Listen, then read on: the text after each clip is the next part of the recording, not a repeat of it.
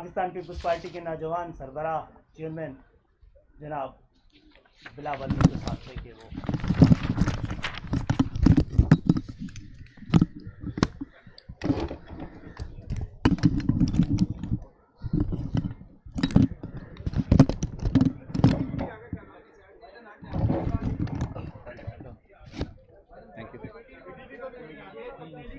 अब हम तो पीटीवी लगा सकते हैं। बिस्मिल्लाहिर्रहमानिर्रहीम, अस्सलाम वालेकुम। सबसे पहले मैं MQM पाकिस्तान का शुक्रगुजार हूँ कि जो फ़ैसला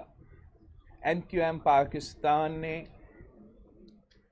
कराची का मफाद कराची के मसाइल देखते हुए, हमारा सूबा का मसाइल देखते हुए, मुल्क का हालात देखते हुए जो फ़ैसला MQM पाकिस्तान ने लिया है, हुकूमत का अलहदगी का ऐलान किया है और यूनाइटेड अपोजिशन का साथ दिया है, वो यकीनन तारीख़ी फ़ैसला है। और मैं आप सब से एक बार फिर रिपीट करना चाहूँगा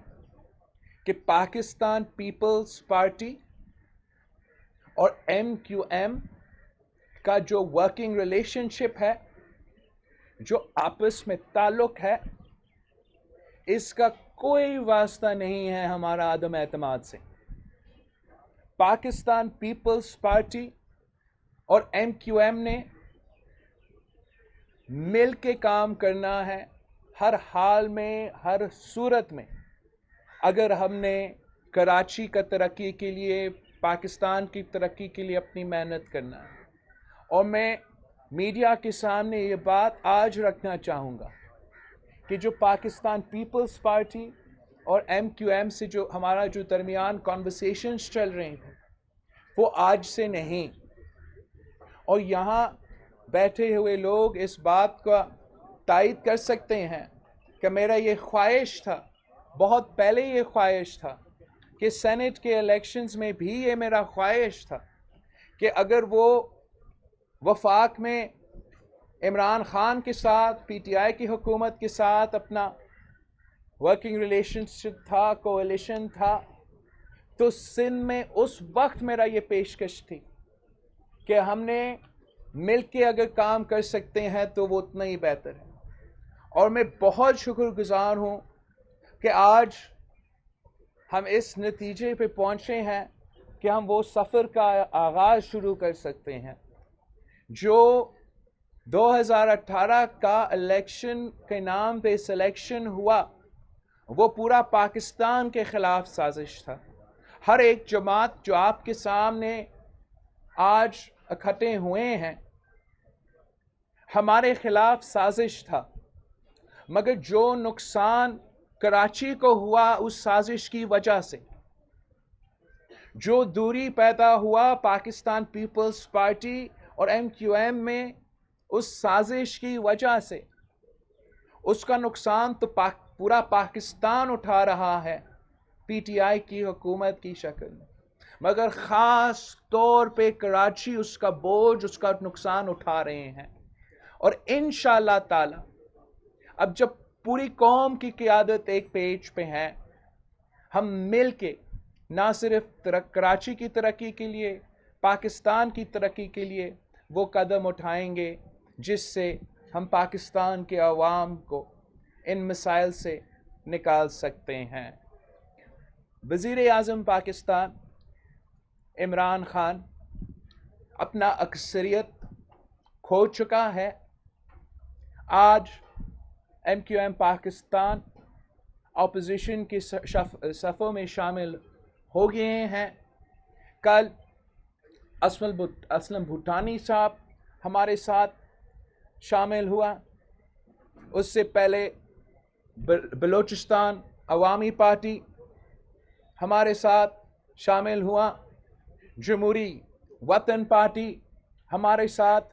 शामिल हुआ, और अब वज़ीर आज़म साहब का अक्सरियत मुकम्मल तौर पे ख़त्म हो चुका है। मैं शहबाज शरीफ साहब ने बड़ा सही और स्टेटमेंट स्पिरिट में चैलेंज दिया है वज़ीर आज़म साहब को कि वो इस्तीफ़ा दे। हम समझते हैं कि वज़ीर आज़म साहब ने इस वक्त तक, इस मौके तक इस किस्म की रिस्पॉन्सिबिलिटी नहीं दिखाई हैं, मगर वज़ीर आज़म साहब के पास कोई ऑप्शन नहीं रहा, वो वज़ीर आज़म नहीं रहा। या इस्तीफ़ा देना है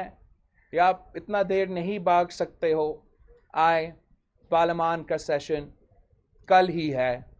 कल ही वोटिंग रखते हैं और इस मामला को सेटल करते हैं ताकि हम आगे बढ़ सकते हैं, साफ व शफाफ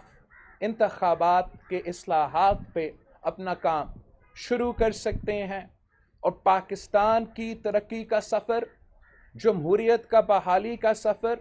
मुआशी बहरान से निकलने का सफ़र का आगाज़ हो सकता है। मैं एक बार फिर यहाँ बैठे सारी सियासी जमातों का शुक्रिया करता हूँ और ख़ास तौर पे शहबाज शरीफ साहब जो जल्द ही इंशाअल्लाह ताला मुल्क का वज़ीर आज़म मुंतखब होगा, जिस तरीके से और जिस अंदाज से सारे जमातों ने पहले दिन से इसी मिशन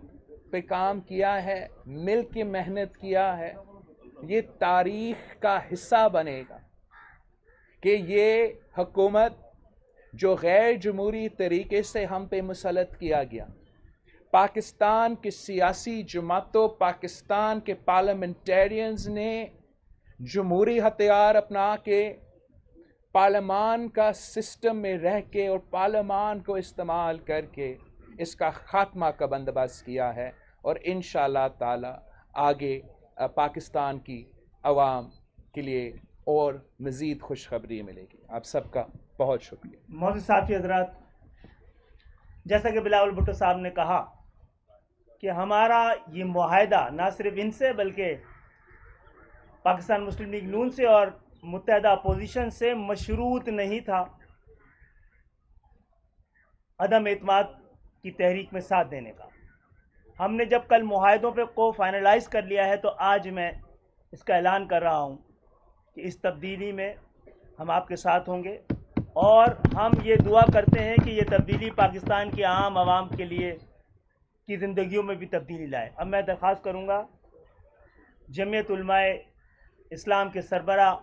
मौलाना फजलुर रहमान साहब से कि वो बात करें।